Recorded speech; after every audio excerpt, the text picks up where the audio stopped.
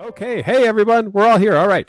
Hi. Tonight is brought to you by NoCD, our Wednesday night webinar series. And if you're looking for treatment with a licensed OCD provider who specializes in the treatment of OCD, utilizing exposure and response prevention therapy, you can kind of go through Jacqueline there up to the corner where you see the yellow box with the blue hyperlink, or you can go to treatmyocd.com. I am Dr. Patrick McGrath. I'm a clinical psychologist, and I am the head of clinical services for NoCD. And tonight with us, hi, Jacqueline. Hey. All right. I'm so glad you can hear me now. Success. Thank you. Yeah. Adam says success as well. Thank you, Adam. We're appreciating that. Um, all right. Well, I am glad that you are here tonight. Thank you for joining us. And Thank- usually what we do is kind of go through, like if it's just me, I go through the scroll here of all the different questions and answers. But tonight I also was excited to have you on because I was talking to some of the folks at NoCD, and they were telling me about you, and they were telling me about an article that you wrote for your school paper and mhm. how you turned it in, and they basically told you that you had to kind of soften it up because they were afraid it was going to be triggering to people, and uh, you had to change it, and they wanted some things out of there. So I want to kind of hand it over to you to kind of tell us a little bit of your story and what's happened with you, but also kind of what happened with that article, because I think that it still speaks to that idea here that there's still some stigma and things about mental health and about OCD in general. So tell us a little bit about you and what brings you here. Yeah, absolutely. So the story that I wrote, it was actually posted today on the blog on Oh, cool. NoCD. Wonderful. So I wrote a story about my experience with OCD from starting from around the age of 9, where I experienced suicidal themed OCD. Hmm. Um, and, kind of went into detail about what that was like and, not being able to stand by windows and looking at knives in a different way as a means that I could kill myself, or ropes and bleach bottles. And so I went into detail about what intrusive thoughts are and how graphic they can be. And then I went on to talk about how I was worried I could contract an eating disorder. Mm-hmm. So I Hmm. was, The and old I was, contract the eating disorder yeah. thing. Yep. Yep. Hmm. Yeah. So I would get so anxious. My body, I have in my OCD experience, I have a very visceral, physical, somatic response where I Okay. get, my stomach is like on fire. I sweat. I sometimes when it gets really bad, I'll throw up. So with that theme, I couldn't eat. So that was more proof that I did have an eating Mm. disorder. Hmm. So Sure. Sure. that was looping for a long time. And then as it always morphs into something else, I found out that my aunt was a lesbian, and I have no problem with that at all. Hmm. That's wonderful, and I support her. But in my mind, I was around 12, and having a group of friends is really important, and OCD goes after what you love. So all of a sudden I started thinking, oh, what if I have romantic feelings for my girlfriends? Like maybe I shouldn't have sleepovers anymore. You know, I, maybe I'll do something inappropriate, and they don't want to be around me. And so as the list went on, and I think I talked about harm OCD, which I think I'll always have. Like I think I will see a knife and always think about stabbing whoever's in the room with me for a second. Hmm. I mean, Yeah. it doesn't bother me so much anymore. It's just I think I'll always Yeah. have But that. if any of you are over for dinner at Jacqueline's house, no, she'll think about stabbing you at some I point. will, Yeah, I that's will fine. for Yeah. like a Mhm. second, and Yeah. then Yeah. it'll be gone. And that I've learned, through the ERP sessions, that like, hey, that's just how my brain works, and it'll be there. Hmm. So yeah, so I submitted this paper, and the editor in chief at my university didn't understand that suicidal themed OCD is not the same as suicidal ideation. So she was really worried about, people that are suicidal taking offense or not feeling supported, and that it's just thoughts, because my type of OCD isn't always tied with physical compulsions. Sure. I'm really a ruminator and a researcher, and I need to seek reassurance. So I guess my doctor, would say I have pure OCD. And so she was worried that it would be triggering, it would be inappropriate, and then the homosexuality fears that I had, that was basically saying I was homophobic, because we have those thoughts, we shouldn't say that they're wrong or bad. It's just, to me, they're ego dystonic. Sure. Because I'm not a lesbian, not that there's anything wrong with that, but the OCD, thoughts about that are completely different than, there are gay people that can have HOCD about.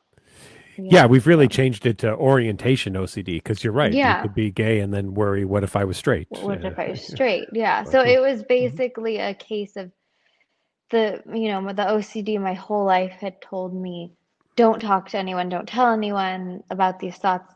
They'll think you're crazy, they'll think you're bad, you're a monster. So then when I was on this workshop getting this paper edited, it was like, here we go, this proof that you shouldn't talk about these things because you're bad and you're crazy. And so rather than go to my normal pattern of self-hatred and loathing and shame and yeah, I bet most people on the scroll right now are like, yeah, been there. Yeah, I've gone that road before. Yeah. Yeah. So I this time because I had done an interview with Steven, the CEO, I was plugged in a little bit more. So I felt like, hey, like maybe these folks at OCD would be a good audience for this and would understand it with compassion. So I sent it over, and I got such a great response and feedback and support. And I worked with the editors a little bit, and they posted it on the blog, and want to work with me a little bit more about talking about certain subtype specific OCD, because I've had like all of them probably. Yeah. So it's been wonderful being in this community, and I have done the 8 sessions with an OCD, and I have worked with the therapist and done my ERP, and that's why I'm here today and able to, I couldn't finish school.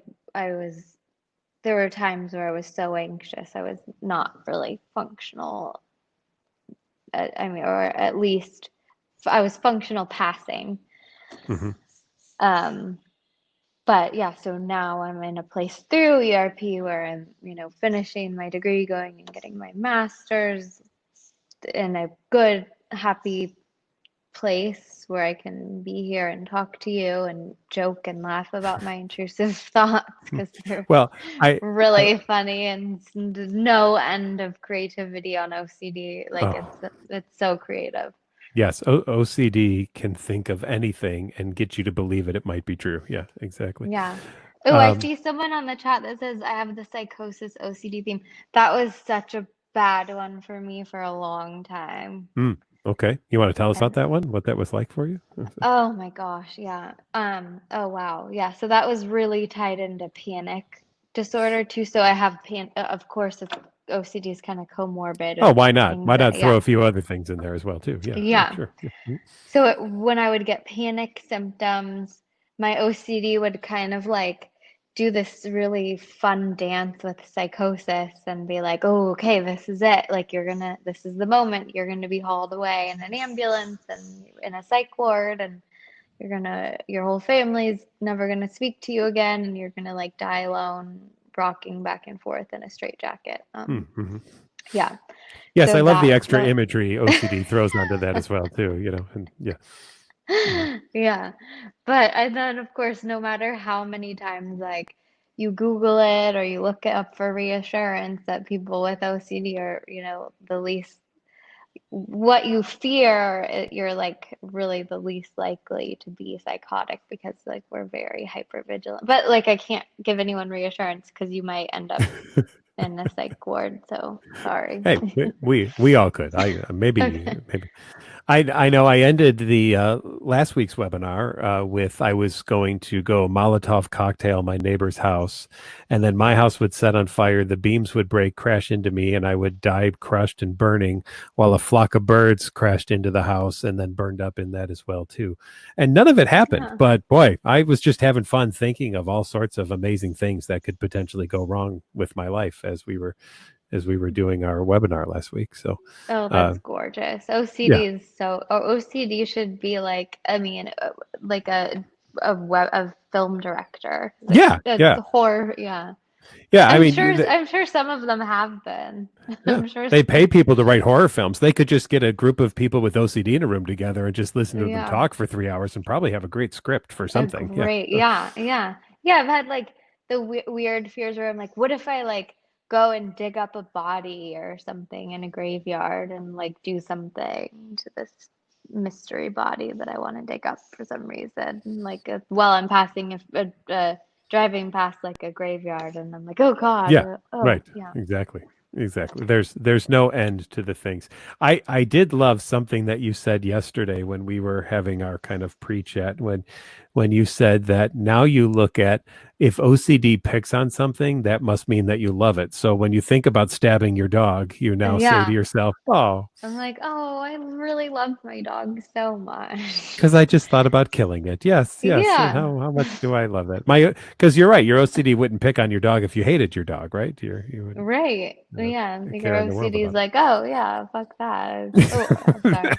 I only want to. All right, our first F bomb of the Oh webinar. my. Congratulations. Yeah, there we go. Yeah. Well, it only wants to latch on to the things that mean something to you, Right.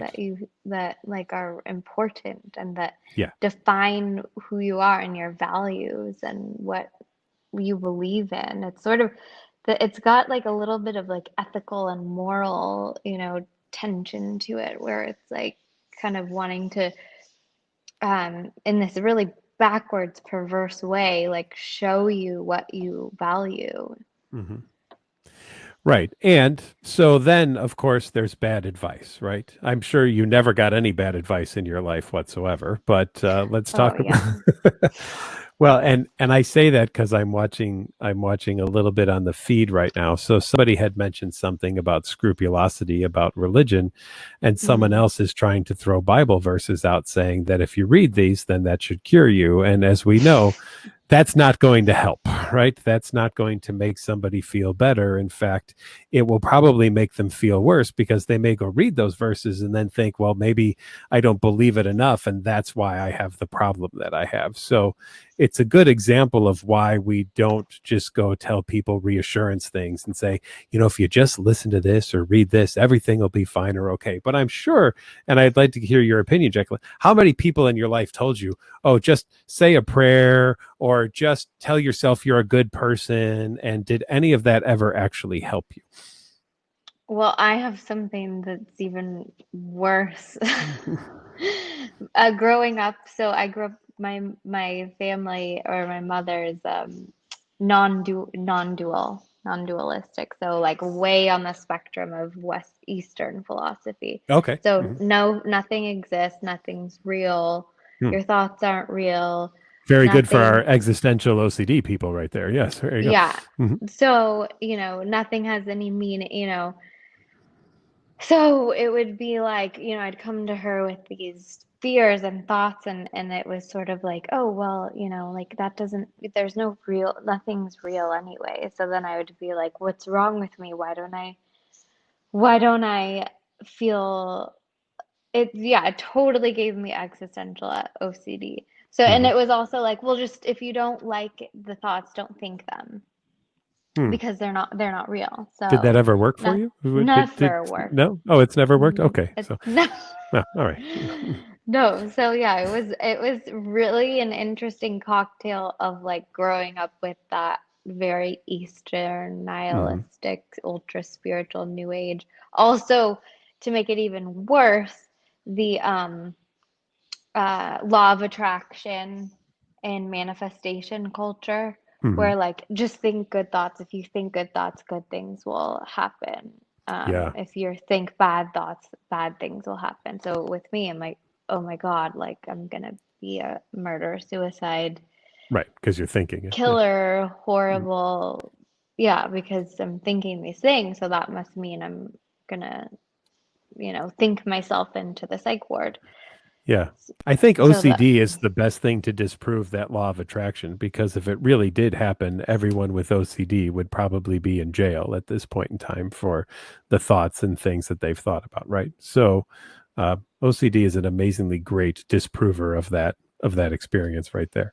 And yet, everyone with OCD will also say our favorite phrase though, which is, "But what if it's me? But what if I'm the exception? mhm. What if it starts here?" Right? So And you have to say what, well, maybe I am. yeah, Maybe I will be. maybe. That's the only way. And Hmm. that's the hardest thing. That's the hardest place to get to. And Yeah, then it's the funniest place too, because I mean, the chances of, someone with OCD their entire life actually doing the thing they're so afraid of is so slim, but you still have to just be like, well, could yeah. be. I mean, I still haven't yet read a newspaper article that leads with "Person with OCD actually goes and does the thing they've been thinking about for the last 27 years." You know, so still haven't seen it, but someone out there tonight might be the first. We never know. It could very well happen, right? So And that's part of our superpower of yes. OCD. Yes, the crappiest superpower in the world is obsessive compulsive disorder. It does no power for good, but boy, it can sure do a lot of power for bad, can't it? Yeah. So hey, a Yeah. reminder to everyone, once again, you're with us for the Wednesday night webinar brought to you by NoCD. NoCD is a downloadable app free on the iOS and the Google Play Store. You can also reach us at treatmyocd.com to reach out and talk to one of our care team members for a free 15-minute discussion about the possibility of utilizing a teletherapy service we have at NoCD. And we continue to get more and more insurance companies signing on every week to be able to help you pay for that teletherapy service as well. And Jacqueline used our service, so thank you, and I'm so glad that it was helpful for you as well. So that's absolutely wonderful. So that's Yeah, a it was great helpful. testimonial right there. It was horrible, but it was so helpful. You know, nothing is a better compliment to an exposure and response prevention therapist that you're a really horrible person. I It was like, was oh well, thank you. terrible. That just Yeah. warms my heart. Thank you so much. Yeah. So. Yeah. Mhm. Yeah. Oh my God. Some of the time, sometimes I was like, I hate, like, no, I'm not, no, like, you're crazy. Are you kidding me? I'm gonna do that, write that, think that, no. Mhm. And then you have to get past Yeah. that and then realize, okay, like, yeah, I can have this fear and I can live this fear, and anxiety is welcome to come with me to the grocery store and to like anywhere it wants to be. Like anxiety is welcome anywhere. It doesn't, I don't have, I can live with it. It is, Yeah. that Well, was really, I want to pull some questions from our feed and, please throw in your own personal stories here and tips and things because I think, your openness about what you've thought and gone through is just so appreciated and it's such a breath of fresh air into the OCD community that you don't have to hide this. It's nothing to be ashamed of that you have OCD and that's how you look at it. So one question here is, do you have any tips for maintaining recovery when you stop seeing a therapist? So what would you recommend that people continue to do after therapy's done? oh, scripts. I would recommend continuing, maybe not every day, but once a week or so. Write your script about your fears and get detailed and Yeah. really go there, So continue to do your ERP work. And you had said that some medication has helped you too. And I would contend, Oh, don't ever definitely. don't ever decide one day, oh, I'm feeling better, I'm going to stop my medication. That would be an absolutely horrible idea. Work with a trained provider on medication for if it's going to increase or decrease, but don't play with that by yourself. That's never a good idea. Yeah. Yeah, I've actually had a really fun little OCD journey of where I was OCDing about my medication Hmm. and then stopped it because I was like, well, like I'm, I feel better. I am better. It's toxic. It must be toxic. It blah, blah, blah. Like my OCD theme was that Hmm. like my medication was somehow like impure Mm-hmm. and I I think wanted to be pure.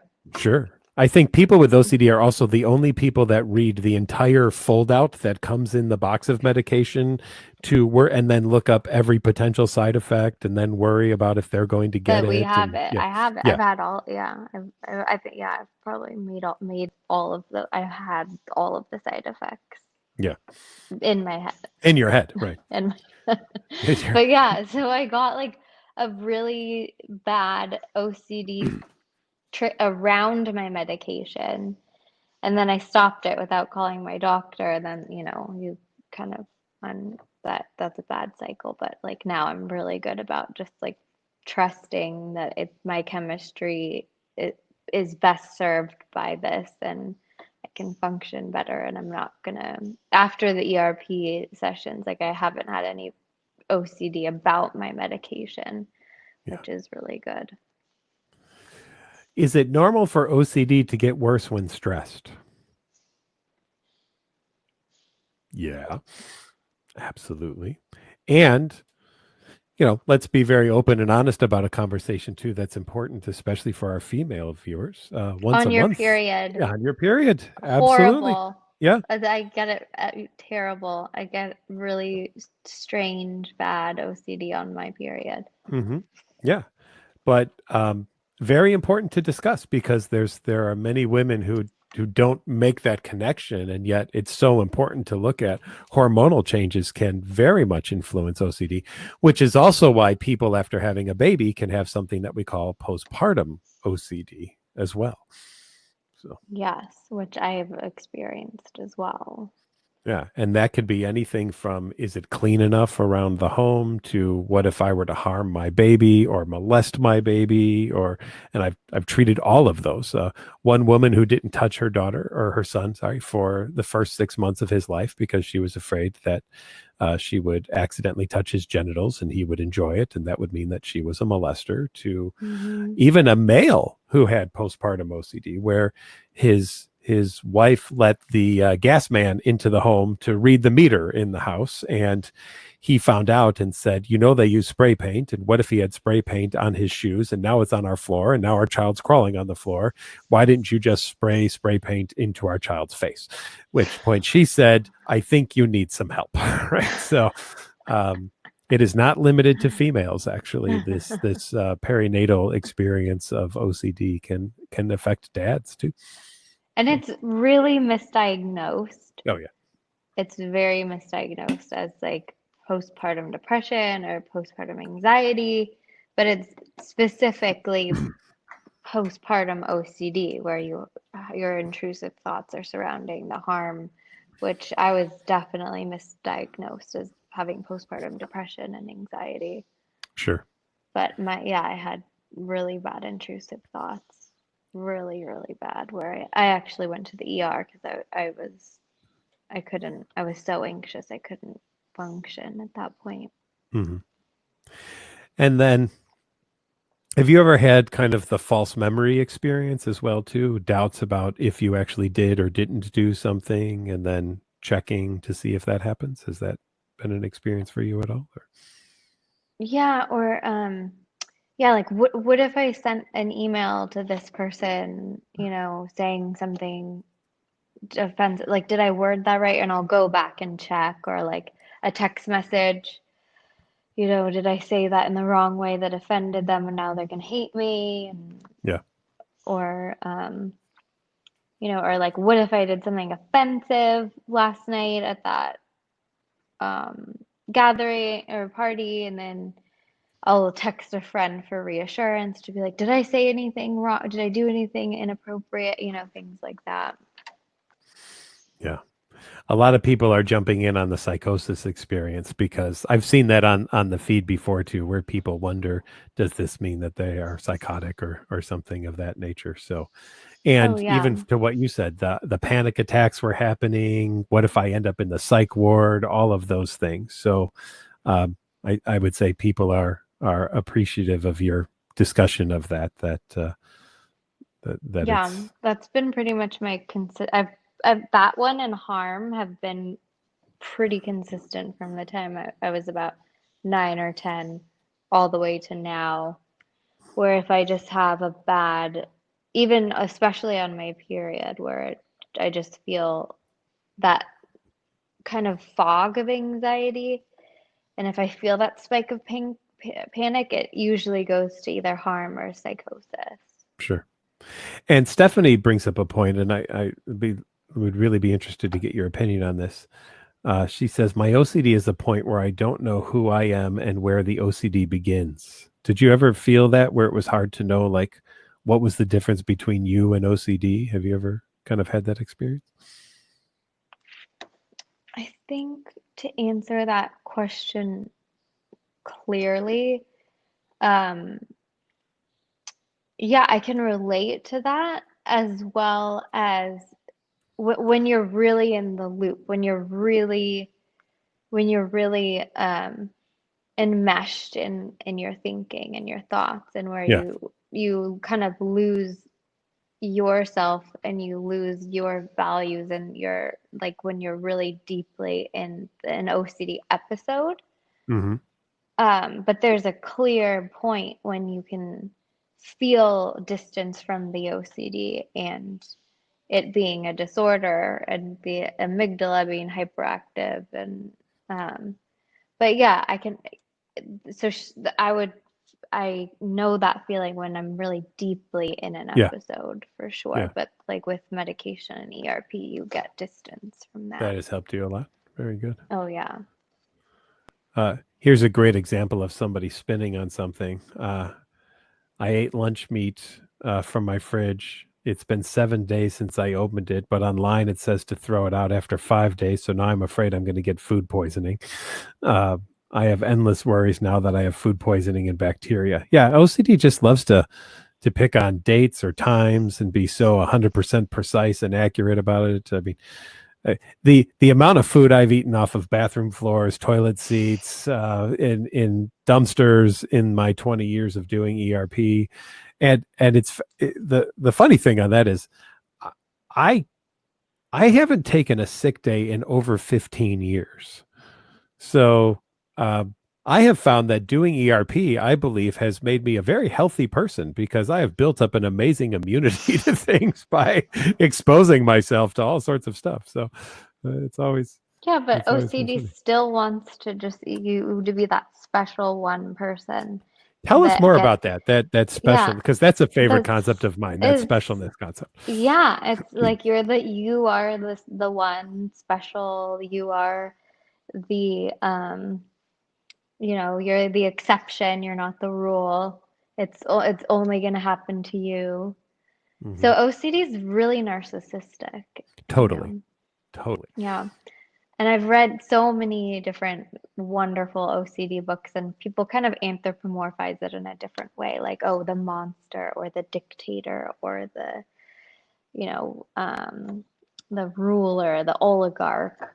Um, where I can see, where it does feel like a separate entity kind of dictating these rules or these thoughts that are going to happen, and you have to do these things and or to save your loved ones or yeah, so it's like it does have this narcissistic oligarchic, kind of feeling to it. But then after recover on the recovery side, you learn to not separate it, and it's not special and it's not different, and it's just a part of my chemistry and it's just a part of my expression. And It doesn't have power over my body. It's not going to make me jump out and kill somebody. It's a cloud passing in the Yeah. sky, and it loses that specialness, and then it just becomes what it is, which is just like a funky little brain, some synapses that are firing the wrong way. This is, I think, very nicely directed. Glad you're on here towards you. But how do you prevent day-to-day stressors from really spiking your OCD? I mean, let's look at a few things. We're in COVID world.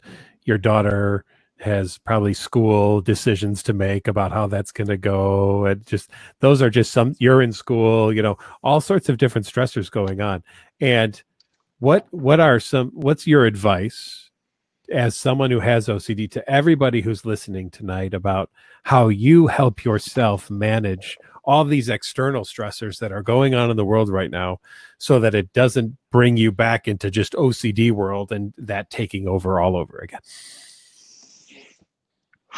Okay, how much time do we have? We got 26 minutes on that, so yeah. Mhm. Okay. Well,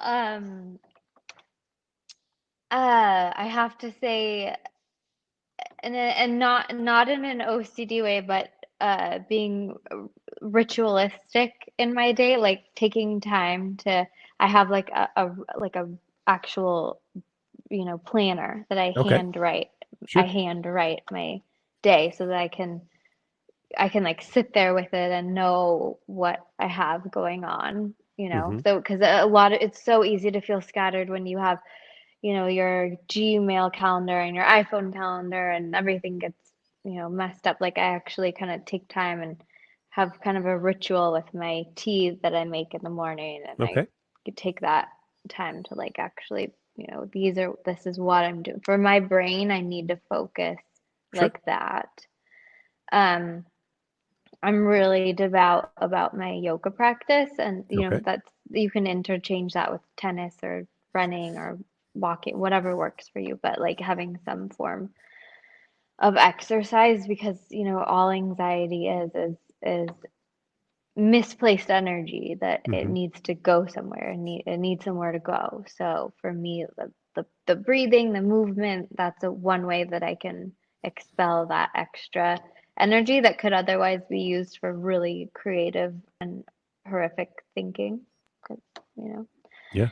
Um, and yeah, I'm a big advocate for eating really healthy, eating really clean, trying to avoid alcohol, especially because it kind of like messes with the medication that I'm on. So I'm, Sure. Hmm. very light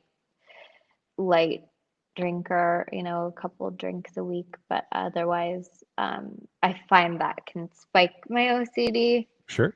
you know. That's good self-care practice right there. Absolutely. Yeah. Yeah. Just don't give yourself any time to think or do anything. You just like in all circumstances, pick up a book, watch TV. Like just don't sit and think unless you have a meditation practice where you're like able Yeah. to, be with the thoughts without letting them spike you, but just like Well, don't give yourself time to ruminate. one thing that I would say, that if that becomes a problem, then that becomes a great focus for exposure and response prevention therapy. So if you find that you have to keep busy all the time in order to be okay, then work with your therapist on developing a good ERP around that. I remember one time giving an assignment to someone to leave my office for 10 minutes and to go across the street. There was a park across the street, and to go sit on the bench in the middle of the park. There was no one in the park. We could see out the window at the time, and I wanted him to leave his phone, his keys, everything in my office, and just to go and sit on the bench and do nothing for 10 minutes. And he started crying, and he said, "I can't do that." Why? Well, I'd have to sit with my thoughts. I said, well, then that's why we have to do that. So um, there are there are points in time that it is very important then to practice sitting with your thoughts and learning that you can handle them. Otherwise, you will want to revert back to distraction all the time as the way to deal with things too. So there's a Yeah. place for utilizing a book and to sit around and to watch television, but I think that there's a place for doing some exercise with being alone with your thoughts and allowing yourself to learn that you can handle them as well. Absolutely, yeah. And meditation, a good Yeah. meditation practice where you could just, if you're okay with just letting them roll through. But Mhm. yeah, there is a point where I personally needed like a bit more of just, okay, I just need to read a book, play my Mhm. guitar, just keep going through that throughout the day. And Yeah. I think it takes a while to get to that place. Well, it people say the word all the time, but there's a journey involved in all of this of getting to where you want to get, and it's not just to arrive, right? And there's a song that I love called Prime Mover. It's by the greatest band in the world, Rush. Maybe you've heard of them, but there's one line in there that says, "The point of a journey is not to arrive. Anything can happen." And I think that we're always on this journey, and we're always trying to do what we can to help us be better, right? But Yeah. it doesn't mean that we ever have to get there, right? All of us are kind of on that journey, I think. So, Oh, all I right, see I see a message here that says, please talk about Pure O, okay, which if you I can talk about, please I go. would love to talk about it with you as well, Yeah, because go ahead. that's If you want to start yeah. on that, that's fine. Please. Hmm. Yeah, so pure OCD is the OCD type without physical compulsions to it. Where when I was younger, I had more compulsions, with the counting or uh, you know, having to turn light switches on and off. But as I grew older, my OCD turned into what's called pure OCD, which yeah, I don't have physical compulsions anymore. It's really thought based. So my compulsions will be to ruminate that same thought over and over, or Google search it, or seek reassurance from others. Like, have you ever felt this? Have you ever thought this? Yeah, has Hmm. this ever happened to you? Um, and it can be kind of hard to treat, I feel like, with ERP because sometimes, it's not just like, okay, go and touch that doorknob. And Right. so thought-based OCD it can be a little trickier because I really have to get deep into the scripting and the Yeah. And just for everyone, pure O doesn't, it's a little bit of a misnomer in the sense that pure O doesn't mean there are no compulsions. It just means they're mental compulsions, right? So they're yeah, things that you won't always see. It could be counting, it could be praying, it could be repeating something, it could be telling yourself the opposite of something that you don't want to be thinking. So if you have a thought about what if I were to stab the dog, then you would have to say, no, I love the dog. I think the dog's great. I don't want to stab the dog. And if you don't do that, then you yeah. believe now it's more likely you would do it. So um, you're right, though, that it can be trickier to treat, especially because it requires a couple of things. Number one, it requires a little bit more open honesty from the patient because the therapist is not going to see any of the mental compulsions going on in the session, like they might see the physical compulsions. So you have to be more open and honest. And that goes to another question that was in here about I'm afraid to tell a doctor these things because what if they think I'm crazy? And say, Mm. well, that's why you see an OCD specialist, because an OCD specialist is not going to think you're crazy. They're going to go, "Ooh, wow, cool. Tell me more about that." They're going to be excited. Whatever you think is the strangest thing in the world to you is like just cotton candy to an OCD therapist. They just eat it all up and they love it and they want more and more because they want to do whatever they can to help you with those types of things. So that's always Or they're important to or they're just like, oh, that one again? Yeah, No, that one. please. Yeah. Yeah. Like You're the really? 378th time that I've treated that That one now. Yeah. yeah. Where your OCD is telling you you're the only one in the world that's Yeah. ever thought that. You're the therapist is like, okay, yeah, You old know, news. I, Or I, with pure OCD, I used to do a lot of flooding where I okay. would have to like think you know, if it was like harm, I would have to think the perfect, the right thing to think. I would have Mm, to, or I would check, you know, in my mind, like to check if I care about the person hmm that I wanted to harm. Like, you know, you have to like do these thinking compulsions about like checking to feel hmm if I feel a certain way. So that's Right. another thing with pure OCD. Yeah. If I don't feel just right about something, then it means that it's wrong and I'm a horrible, bad person and everything. So. Mhm. I just want to read Carl, one of our advocates, also says, I'm grateful to be sharing this chat with so many psychopaths, closeted homosexuals, blasphemers, pedophiles. It's amazing we could all gather here today. So, Yeah, and the FBI is watching this oh, yes. chat, and And the they're FBI is ready watching to this chat. Yeah. ready to take us all away. Yes. Yes. You're all on a watch list as well, too. Yeah. But yeah, it's so Puro is treatable. You know, these mental compulsions are treatable, and you've mentioned scripts a few times, Jacqueline. I think those can be very important to really write out what your thoughts are. And you know, I'll just give a plug for the No CD app. There's a couple of things that are really helpful in the No CD app. You can record a loop tape. You can write that script out and then read it and record it. And you can then listen to it over and over again. And you're going to do that till the point you're bored with it, which sounds weird. How could you ever be bored with something? But after hearing the story the 500th time, you're going to be like, oh, God, do I have to listen to this again? This is so boring. And that's when I, as a therapist, go, ha ha, we made it. We got to boring. Congratulations. That's wonderful. You could read that script over and over again. You could draw something about it as a little reminder. Sometimes I even have people put like little red dots or stickers around their house so that every time they turn the corner, they see one. That's a reminder of, oh, yeah, the red sticker is my reminder that I was going to kill my family today. Okay, I'll get to that a little bit later, but yeah, I'll be sure that happens later on.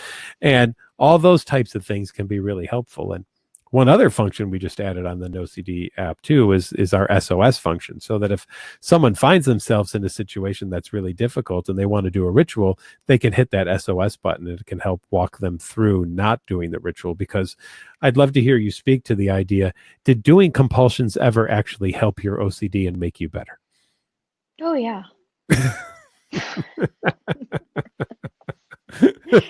For 12 seconds, and then everything got worse, didn't it? Yeah, yeah. Uh-huh.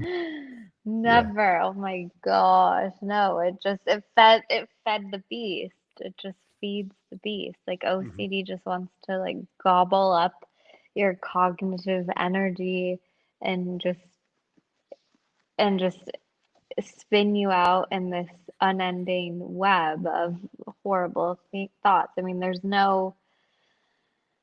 no, there's no compulsion that ever made me truly feel better. Mhm. I did have though like a point where I was like, am I getting compulsive about my ERP? That now this is always a fun discussion. So Yeah. take us on that journey for it, please. That Yeah. yeah. Well, because then, you know, I started listening to the OCD podcasts all the time, reading all the books, doing my scripts and workbooks, and you know, it was really hard, but I was just so relieved and liberated to name this thing and give it a name Mhm. and give it a diagnosis and like pour all my energy into recovery. And then I was sort of worried, like, okay, now is this another thing that I'm obsessed with? So I asked my therapist about it, and it was a complex answer, like, yes, and let's maybe use your OCD for what it's good at, being obsessed with recovery. We could, you know, work with that a little bit, and then Mhm. we can kind of dial it back to a Mhm. healthy. So. Yeah. Um a, a few more questions have come up because we talked a little bit about the postpartum OCD. So one was about the case that I had talked about that I treated. And the exposures we did for that case was we had her get some anatomically correct dolls and start to practice changing diapers on the dolls first. And then we brought in her husband and the baby, and we had the two of them change the diaper together. And eventually the husband took a step back and she did the diaper change. And they took another step back, did the diaper change. Eventually was out of the room. And when she walked out of the room with her son in her arms, and it was the first time in 6 months that she'd ever touched her son, everyone was just tearing up. It was just such a beautiful scene. And she was crying too, that she'd finally been able to touch her son. But, I'm curious, and I'm gonna anticipate your answer, but I'm not gonna say it. But sometimes on here, and I'm wondering if you had this experience too. Did you ever think to yourself, if I could just have any other type of OCD but this one, that would be great? Why does it have to be this one? Yeah, especially listening to some of the ones about just like contamination. Mm-hmm. I'm like, God, that would be so easy. Like, Yeah. if all I was worried about was germs. Mm-hmm.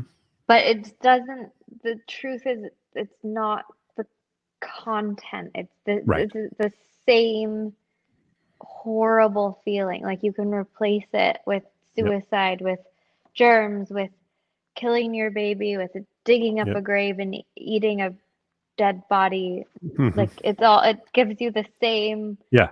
feeling. It's the same mechanism. Right. Because the person But with yeah, contamination wishes, I wish I could just think about harming my child. That's not a problem. Yeah. So, yeah, mhm. Yeah. yeah, it's awful. It's Yeah. all, it's, I did a group one time because I had 4 patients at our intensive program who all on the same day tried to convince me that they had the worst case of OCD I'd ever seen. So yeah, I gathered them up in a group and said, I just want all of you now to fight with each other and decide whose OCD is actually the worst. Go. Of course, none of them believed anyone else's was worthwhile. It was only theirs that was bad, and everyone else's was just dumb. And yet that we see that all the time, right? That idea yeah, because that OCD is it's special. It thinks it's a special to everyone. Mhm. It's the worst to Yeah. everybody. All right, let's read some more feeds here.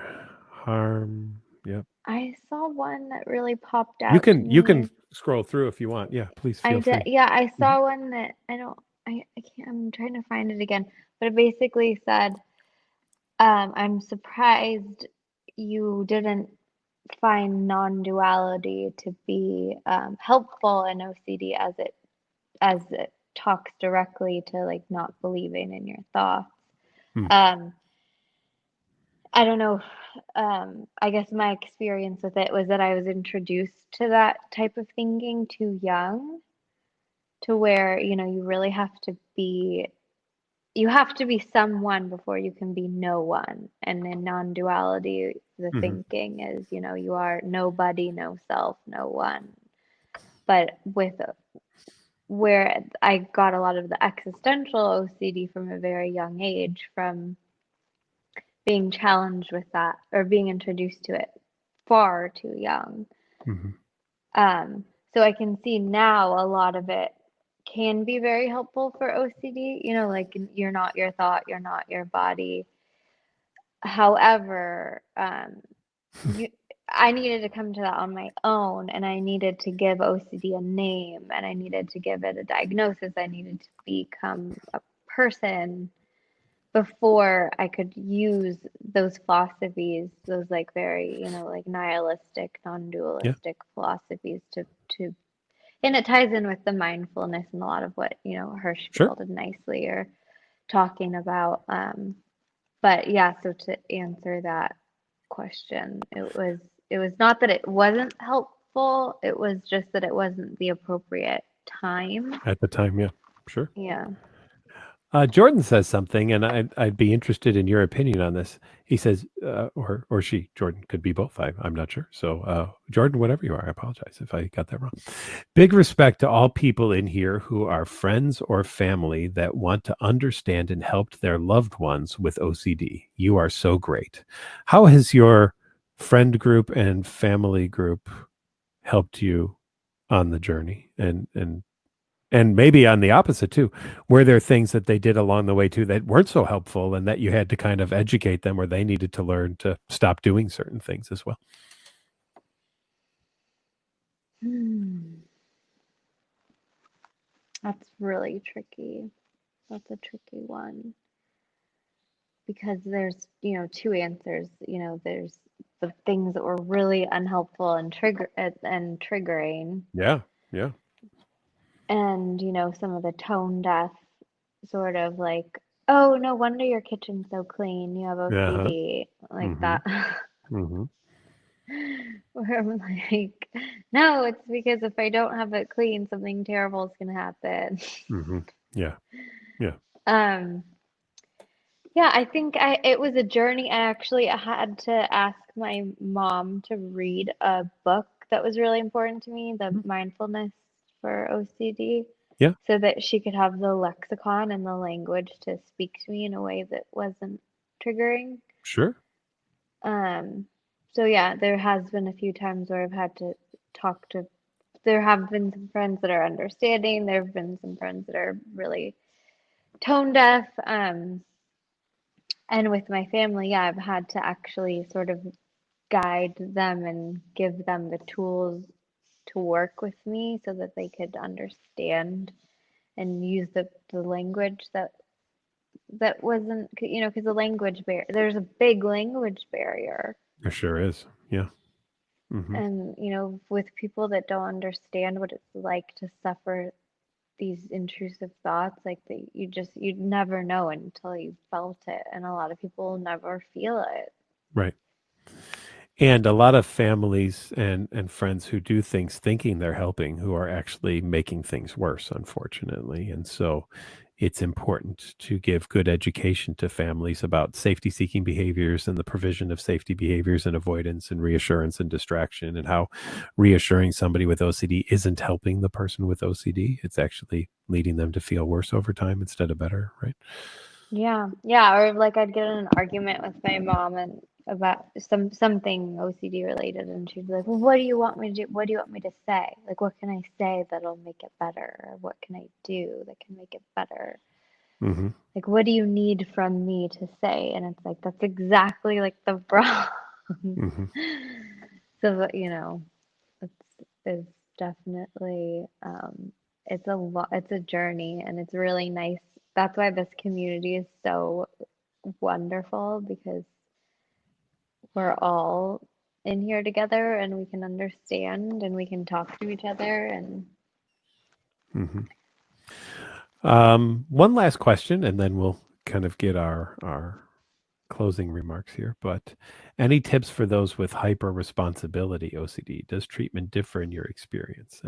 I love just having you do exposures to become responsible things. So I've had people stand outside of an elevator and wish for everyone who comes off the elevator the next time to be on fire and bleeding. And every time the elevator opens, no one's on fire and nobody's bleeding. And once again, they are not responsible. Or it could be even something as small as if you see a piece of paper on the ground, you leave it there and you don't pick it up because you believe with your hyper responsibility that if somebody were to slip on that piece of paper and break their leg, you could have done something to have prevented it. And therefore, wouldn't it just be best to pick that piece of paper up? And responsibility, I think, and I like your opinion on this too, Jack, plays such a big role in OCD. Like I'm responsible for my own thoughts instead of looking at it as OCD, as you've learned to do. But uh, was there a piece of responsibility in there for you as well in the work you did?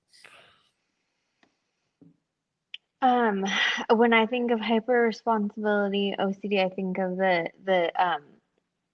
times where I'm like, oh, if I don't pick up this piece of trash on the side of the road, then that's gonna contribute to, global warming, and then Mm, this person's gonna do, and then it's gonna be a chain of reaction. Like mhm. if I don't like stop and do, so I would like as a young kid like have pockets full of trash to Yeah. try to stop. So it's the I call it the OCD butterfly effect, right? Uh-huh. It just if I don't do this thing, it will lead to the global The pandemic, yeah. contamination, collapse of society, all because I didn't pick up that piece of paper on the ground. Mm-hmm. Yeah. Yeah. And then I'll think about if And then if I walk past it, it's like a, oh God, like, did I really just do that? Like, oh, I'm a terrible person. Then I'll think about that trash and that trash. I've noticed that no one with OCDs has had their OCD say, "Hey, you're a really wonderful person." It's never been that. No one's ever walked in my office and said, "Dr. McGrath, I'm afraid everyone loves me and thinks I'm awesome." We've treated nobody for that whatsoever. So Never. well, just a reminder, everyone, webinar tonight brought to you by NoCD. NoCD, a downloadable app, free on the iOS or PlayStation. I said that last week too. Google Play, not PlayStation. Google Play. I don't know. And I don't even play video games. I don't even have a PlayStation, which is funny. Is that a Freudian slip? Is that you're saying you want to be playing PlayStation? Maybe I would like to play some video games. Maybe I should just go figure that out somewhere. Gosh, teletherapy services are available through NoCD, and we continue to get more insurance plans to come on. Jacqueline, I really want to thank you for joining me tonight, and your bravery for telling your story and sharing with everyone. I think it can be so inspiring for people to hear from someone else who has OCD, and as we talked a little bit about yesterday, but I think it's so important to say again, when you learn that you're not alone in the world and you're not the only one who has these, it's just such an uplifting and hopefully motivating experience. So yeah, I'm so glad to be here. This is such an honor. I've been on the chat and watching you, and I feel this is really a treat for me to be here and open up and share. And this is my community and my experience and my brain, and we all have these beautiful, special brains. yeah. Well, that's one way to describe that.